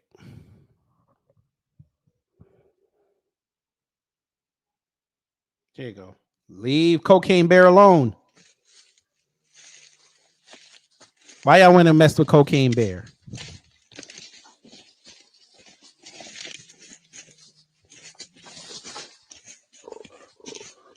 Get some. Yes, sir. That's what you get, white people. Leave nature alone. Here you go. Americans. The fact that I can't get through. What pisses y'all off about Americans? The fact that I can't get through customs and can't get to your girls. You get me, bro? Like, man's out here, fam. What do you mean you can come here, yeah, with a criminal record, but I can't go there, bro? Bro, your country's fucked, fam. Let me get the gal, man. And you? Your dress sense. Bro, this is drip. Tell me this ain't drip. No, it's not. Why have you got a shirt and a puffer jacket on? Bruv, why do you have on a Chicago Bulls hat and a Tommy Hilfiger jacket? Huh? What we talking about drip? Y'all don't know nothing about drip over there. On at the same time. Because it's cold. Why have you got green and blue and red and black on? And yellow? He might be a Pan-African.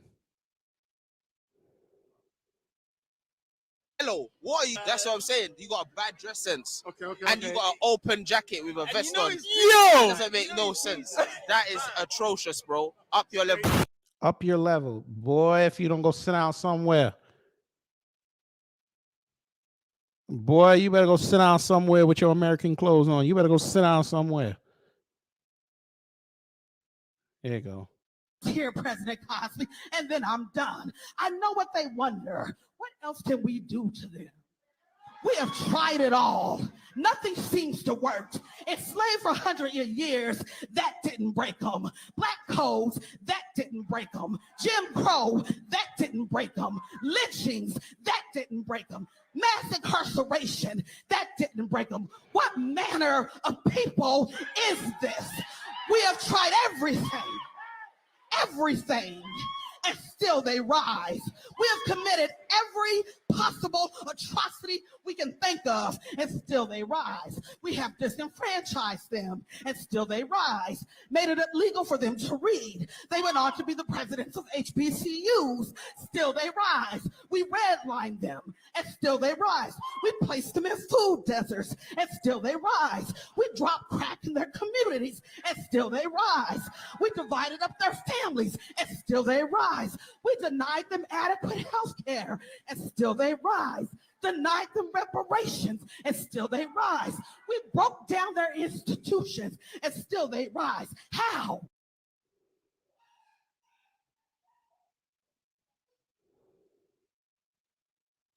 Booyaka, booyaka, run to you niggas. Booyaka, booyaka, run, run, run. Booyaka. That's how they sound when we invent, well, you guys invent something new. That's how they sound.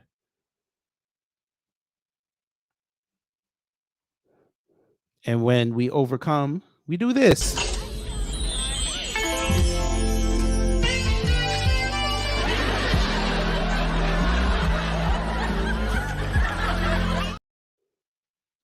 We overcome everything.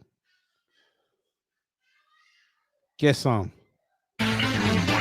Oh, God, no.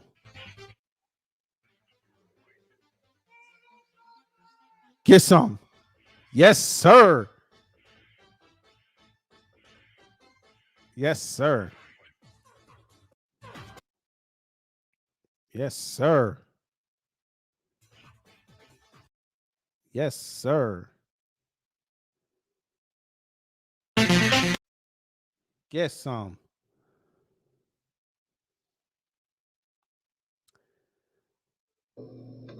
I don't have to do no work systemically, and I'm going to be fine. And guess what? I will always get 38 to 45% of the white vote. If I get 30 to 45% of the white vote, I don't fucking have to get the black vote I got this past election. I'm fucking win. You got a black city, that's great. You can have all black everything. And guess what? You won't have green nothing. The white money thinks that you are looking after their shit. They will take their shit to Prattville. They will take their shit to Pike Road, and you won't have shit. Really? Go ahead, sir. Tell us more.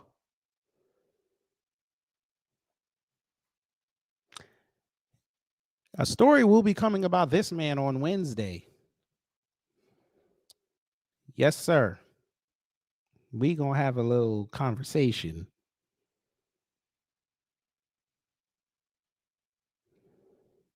Get some. Beat the fuck up. Literally get beat the fuck up. He don't know you. You don't know him. You don't know her.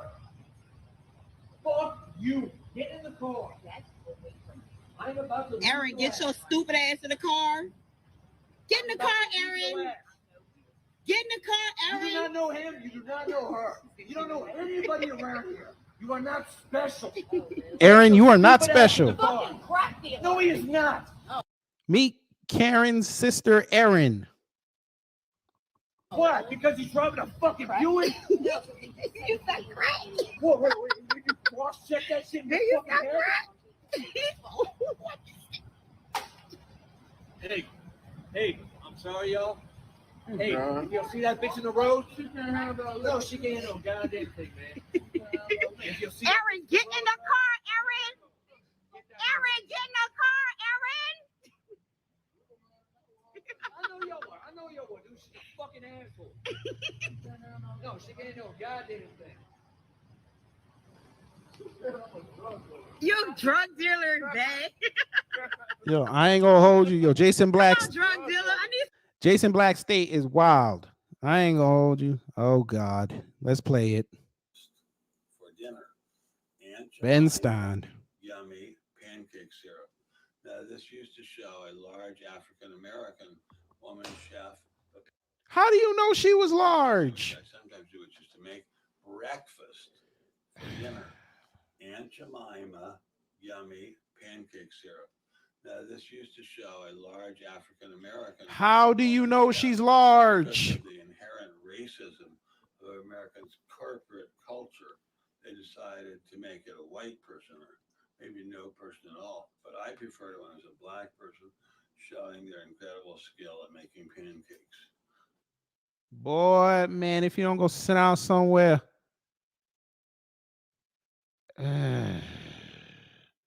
Welcome back, Torian. We almost done.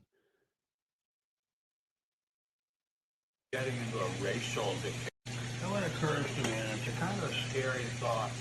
We're getting into a racial dictatorship here, where you simply cannot speak your mind. Even though the most obvious thing that differences between the races and among the races, without losing your job, your friends, your house. That's a racial dictatorship. We never had that here before. Sure about that? All right. For speeding, and you're threatening to pepper spray me? I'm sorry? You pulled me over for speeding, and now you're threatening to We pepper almost spray me done, because and then I'm I not gotta go cooperating. listen You to can the write me a speeding business. ticket, and then you can go on your way. But you're threatening to drag me out of my car and pepper spray me. Now, I need You want to to remove elaborate? you to your car for my safety. Why is that? Because I don't know what's going on with you, okay? No, So, you pulled me over for speeding. all right. Ready? Are you ready? Okay. What's your name? Deputy Stowers. Stowers, perfect. Yeah. You're going to be popular for this, man. Going allegedly 60 in the 55, and you're going to pepper spray me because It's you're 45, afraid for your life? I don't, you're not acting normal. Most people No, are I'm cooperative, frustrated so- because you were just tailgating me to pull me over. I was going 50 miles an hour. You were going 60 to catch up with me. I was going 50, which isn't even illegal. Okay. And now you're pulling your pepper spray out. Put your phone down, bro. No. Put your phone down. Dude, get off me, man. How is he still alive? You have... Oh, man, it's out. You're so lucky. Dude, that's the universe trying to protect both of us. How is he still alive, family? We know why. Sent us to war. Bitch, ain't no Barack Obama sent you no war. Stop saying he did not. You see how stupid you is? Ain't no goddamn Barack Obama sent you, motherfucker. No goddamn. He didn't, motherfucker. Shit, who told you that? Motherfucker, Bush started that war. I'm looking at you cold, man. Stop being stupid. I don't care. What did I say? Next week, family, that's going to be a sound effect.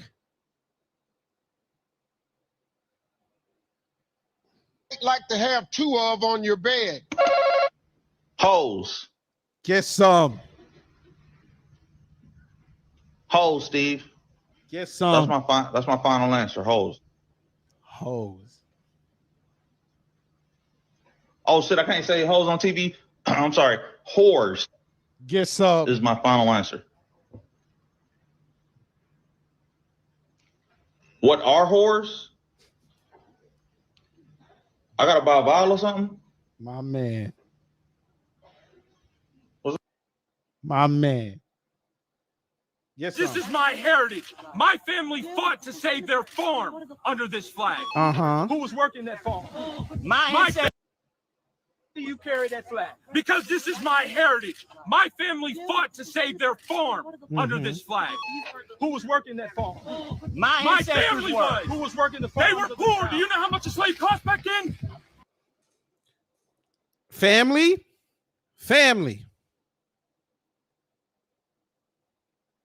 The American racist has the innate ability to say something and within 10 seconds own themselves.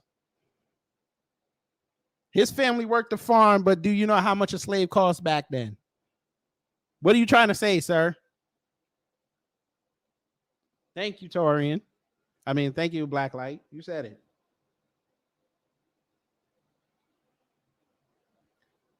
Last video. Just about to, and we're just going to see how that goes. Vaccine. Second to Let's last. talk about it. So in 2020, I had just won a fitness competition. I had maybe had a small patch of eczema on my hand, maybe my inner arm here, and that was it. Never on my face. Never, ever, ever, ever.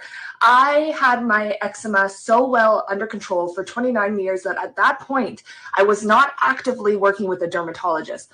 But let me tell you this. After every vaccine shot, and I had 3, my eczema got worse. And I'm not saying that the vaccine triggered my TSW. I think it was a full, perfect storm, clusterfuck of things that happened to me. So as my skin got worse, I get told that I need to go see a dermatologist. So I go to the dermatologist, and the dermatologist prescribes me stronger and stronger creams. He says, oh my God, you're worsening eczema. You need to go on Glycospor. You need to go on methotrexate. These are drugs for people that are undergoing cancer treatments. And I was putting it in my body and just blindly doing what the doctors are telling me.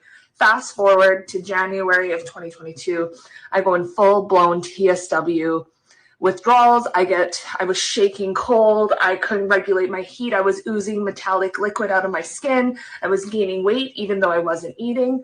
I literally just enjoyed myself last night and had crispy cauliflower, and this is what happened to me. So, man, if I can't even begin to tell you how upset I am.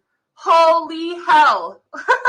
Do you know that I'm paying $1,164 on a medication called Dupixent? By the way, that's half off on a drug that I did not need prior to this, prior to the vaccines, prior to. Sorry, OMG.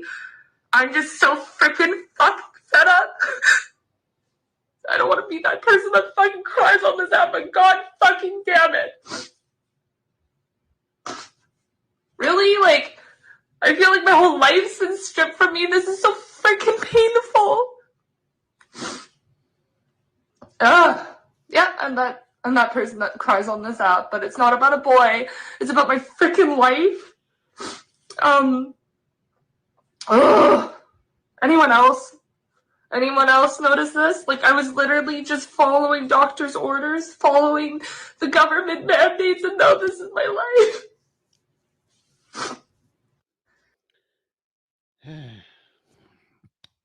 Hopefully she'll get help. Hopefully she'll get help. Tyler Dearman, hello, you seem new. From the ones who funded Hitler through Wall Street banks and corporations to create racism, fascism, racism, and yeah, that's what they're trying to aim for. No, she said out of her skin, not her nose.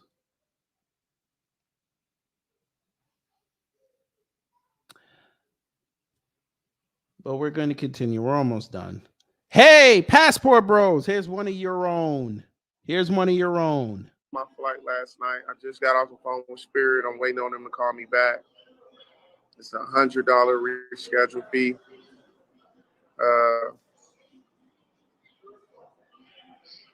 Basically, I need a cash app, guys. I need a cash app to try to get this fee together, man. I'm so sick right now. I'm sick as hell. I've been trying to call Kayla because I know she's like in the area.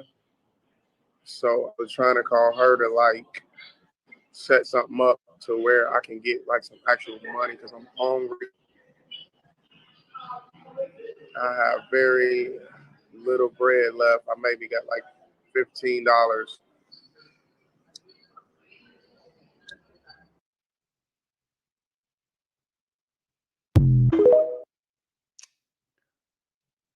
And this was after he did a video with these two chicks bragging about how they look and what they were going to do. Yeah.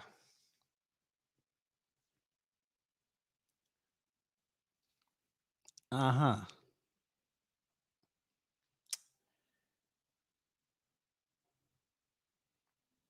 Yeah.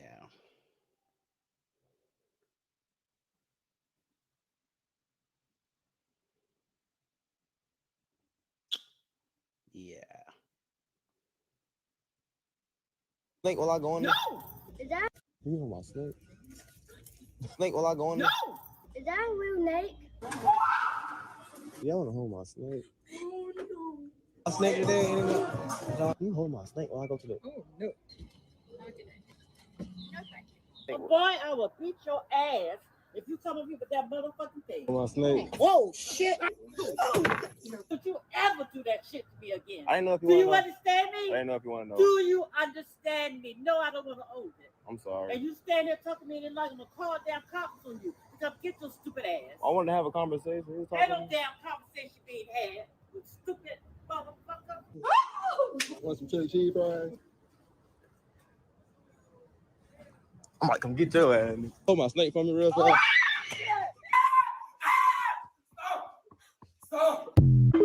Boy, y'all better stop playing with snakes around black folk.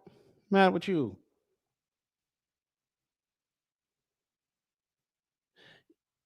Wait, did I play this last week? I did. I did. No, I didn't. We're going to do this. You do that, my kid, I knock you out.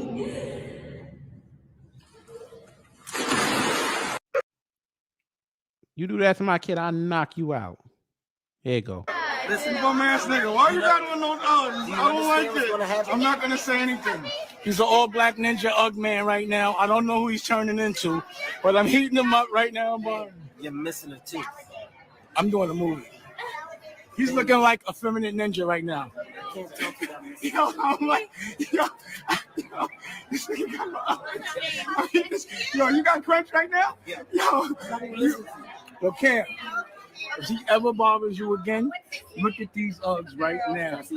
Don't you ever put pressure on anybody in my crew again when you're wearing these Uggs. You got on. Why you have on man Uggs? But whatever, you got it. Dusty, dirty, dingy, mannequin built ass something. You don't tell me where the fuck to go. When you leave your house, you old stanky ass lady, you are in the world. So you don't tell me to go back to Oakland. You take your wrinkled pussy ass to Oakland. Get your funky ass to Oakland. You got a whole COVID-19 fit on with your dusty ass. You the reason why these cities here. You got hella senior citizens spit on your motherfucking sweater telling somebody to go to Oakland. I'm talking for a minute. Huh? Can you control your mouth for You need to control your ass because it stinks. You need to go get in the wheelchair. Why I feel like this is Black Voltron? Because you said this is Oakland. Why I feel like this is Black Voltron? Okay, get your old funky ass somebody here telling somebody to go back to Oakland. You're an okay, I act like you're 80-something years old. Your age don't matter. It seems like you're racist because you see me riding by and you tell a black person to go back to Oakland. So it's black people in Oakland, right? Ain't no black people in Alameda? There's more white people who live in All right, Oakland. okay, well get your dusty, wrinkled bag, trash face having ass up out of here then. Don't tell no black person to go back to Oakland. You can't tell me where to go. Talk to him. All right, y'all. That was Twitter things.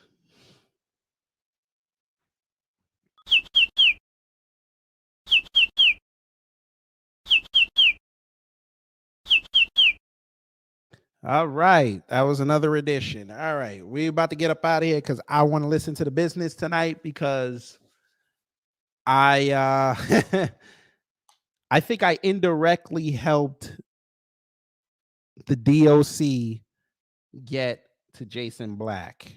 If y'all don't understand what I'm talking about, yesterday, if y'all saw Jason's community tab, Ice-T had weighed in on his program that he did on Friday about Erykah Badu, and he had that spat with DOC. I got to talk to the DOC this morning, and I suggested that he go call into the business tonight and have that conversation with Jason. So he said he might. So I want to tune in and listen to see if the DOC is going to call in. So we're going to do that. But programming note for next week. Next week, there will not be a YouTube stream because I'm going to do it only on Rumble because I am going to do the history of Israel. And I know damn well I can't put it on YouTube because they will get upset with what I'm going to break down for y'all. I cannot put that on YouTube. So that's going to be a Rumble exclusive. So if you are not subscribed to the Rumble channel, the link is in the description box. Make sure you're subscribe to that. We will do it a little earlier next week. We will do this at 4:00 in the afternoon, but we're going to have frank conversation about Israel. Hopefully this will help y'all understand why they do some of the things that they do. So again, that's the programming note. Next week's show will be a Rumble exclusive. And when it's finished, I will put it on in the members only section and on the Patreon, because again, I cannot put this on YouTube because we know how YouTube is. So you're gonna have to pay for that if you don't catch it on Rumble. And yes, there will be a Twitter things next week as well. So that's what it is. So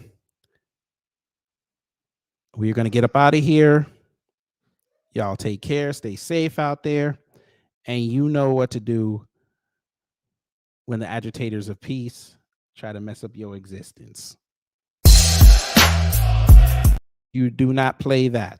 You play this.